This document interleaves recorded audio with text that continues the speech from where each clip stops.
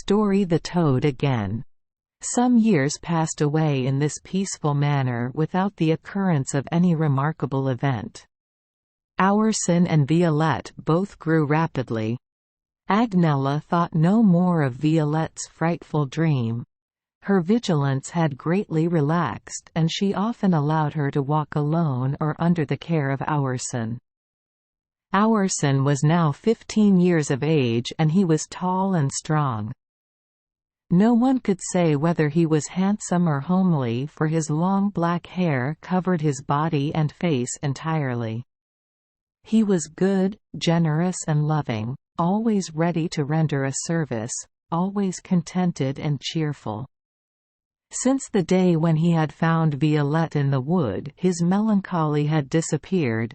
He was utterly indifferent to the general antipathy which he inspired, and he no longer walked in uninhabited places but lived happily in the circle of the three beings whom he cherished and who loved him supremely.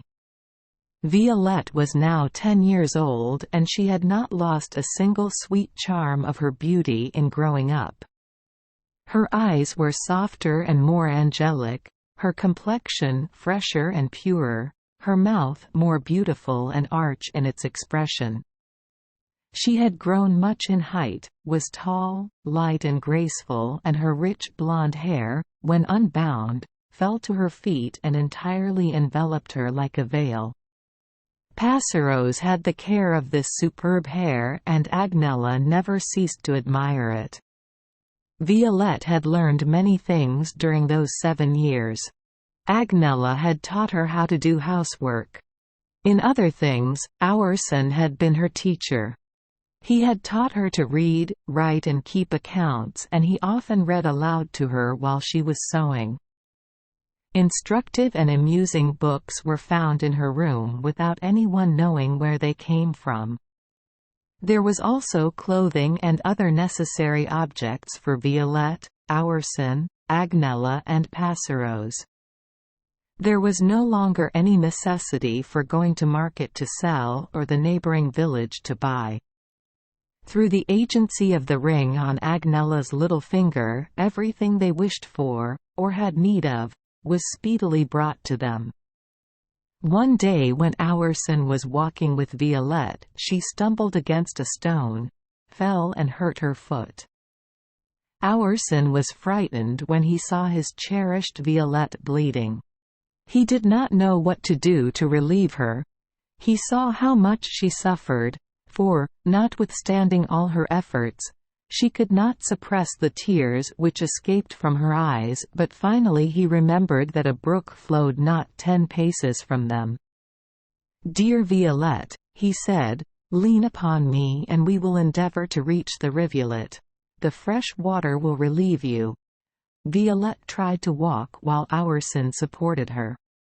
He succeeded in seating her on the borders of the stream, where she took off her shoe and bathed her delicate little foot in the fresh flowing water.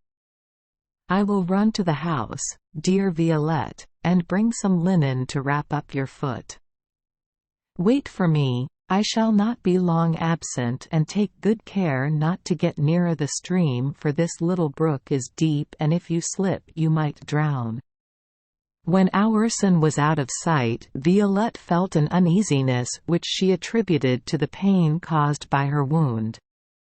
An unaccountable repulsion made her feel inclined to withdraw her foot from the water in which it was hanging. Before she decided to obey this strange impulse, she saw the water troubled and the head of an enormous toad appear upon the surface. The great swollen angry eyes of the loathsome animal were fixed upon Violette, who since her dream had always had a dread of toads. The appearance of this hideous creature, its monstrous swollen body and menacing glance, froze her with such horror that she could neither move nor cry out. "Ah! Ha! You are at last in my domain, little fool," said the toad. "I am the fairy Furious, the enemy of your family. I have been lying in wait for you a long time, and should have had you before if my sister, the fairy Drolette, had not protected you and sent you a dream to warn you against me. Aurson, whose hairy skin is a talisman of safety, is now absent. My sister is on a journey and you are at last mine."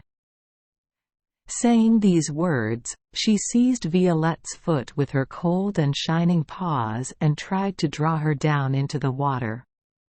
Violette uttered the most piercing shrieks. She struggled and caught hold of the plants and shrubs growing on the borders of the stream. The first, alas, gave way, and Violette in despair seized hold of others. "Aurson! Oh, Aurson! Help! Help! Dear Aurson, save me, save your poor Violette! I am perishing! Save me! Help! Help!" The fairy, furious, in the form of a toad, was about to carry her off. The last shrub had given way and Violette's last cry was hushed. The poor Violette disappeared under the water just as another cry, more despairing, more terrible, answered to her own. But, alas! Her hair alone appeared above the water when Aurson reached the spot, breathless and panting with terror. He had heard Violette's cries and had turned back with the rapidity of lightning. Without a moment's hesitation he sprang into the water and seized Violette by her long hair, but he felt instantly that he was sinking with her. The fairy, furious, was drawing them to the bottom of the stream. He knew he was sinking, but he did not lose his self-possession. Instead of releasing Violette, he seized her both arms and invoked the fairy Drolette. When they reached the bottom, he gave one vigorous stroke with his heel which brought him again to the surface. Holding Violette securely with one arm, he swam sturdily with the other and through some supernatural force he reached the shore where he deposited the unconscious Violette. Her eyes were closed, her teeth tightly clenched, and the pallor of death was on her face. Aurson threw himself on his knees by her side, weeping bitterly. Brave Aurson, whom no dangers could intimidate, no privation, no suffering could master, now wept like a child.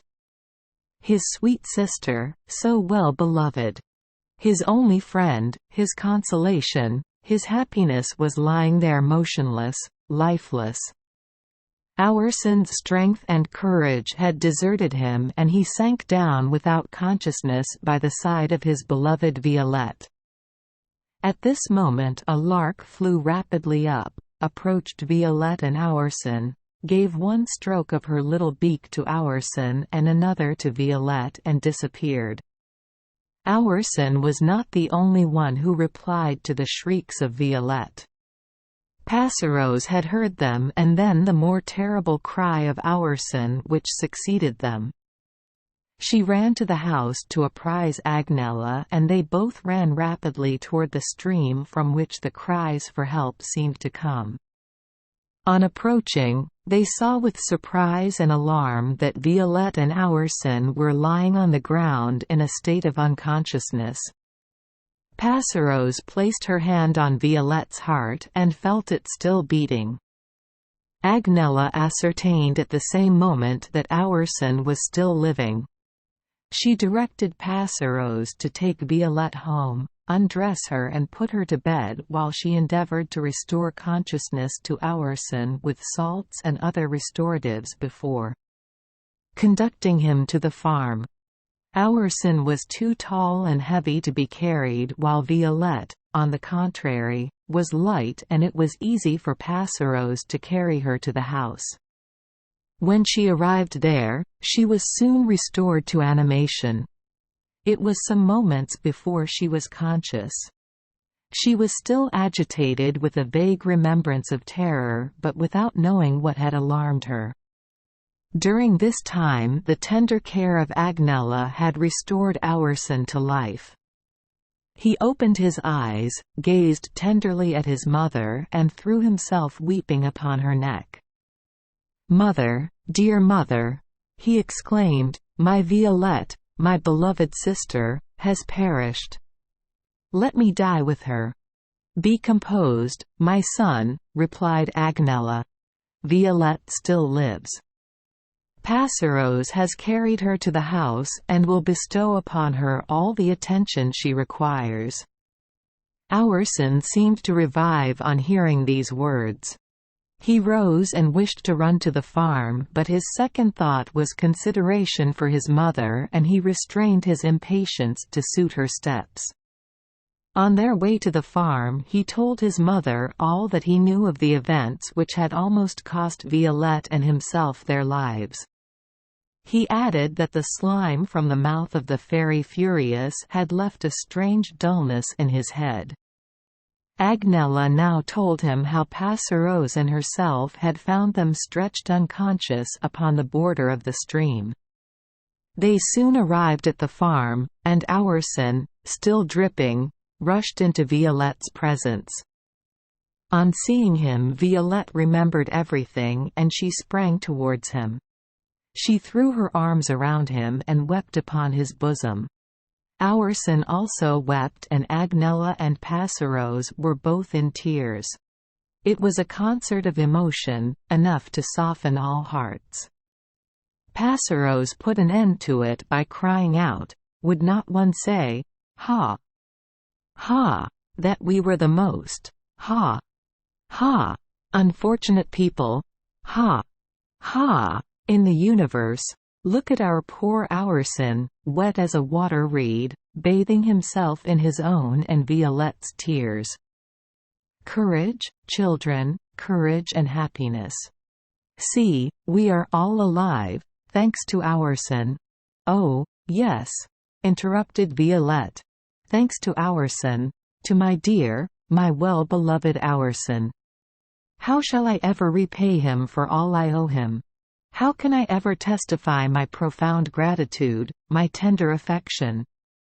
By loving me always as you do now, my dear Violette, my sister." "Ah! If it has indeed been in my power to render you some little service, have you not changed my whole existence? Have you not made me gay and happy, me who was so wretched and so miserable before? Are you not every day and every hour of the day the consolation and happiness of my life and of that of my excellent mother?" Violette was still weeping, and she answered only by pressing more tenderly to her heart her Auerson, her adopted brother. "Dear son," said his mother, "you are dripping wet. Go and change your clothing. Violette has need of some hour's repose. We will meet again at dinner." Violette consented to go to bed, but did not sleep, for her heart was melting, overflowing with gratitude and tenderness. She sought in vain for some means of rewarding the devotion of Auerson. She could think of no other way than that of trying to become perfect so as to increase the happiness of Auerson and Agnella. Thank you for joining us for today's fairy tale. We hope these stories bring joy and meaning to your day. If you love our channel, please hit the subscribe button so you won't miss any exciting tales. Wishing you a good night and sweet dreams. See you in the next story.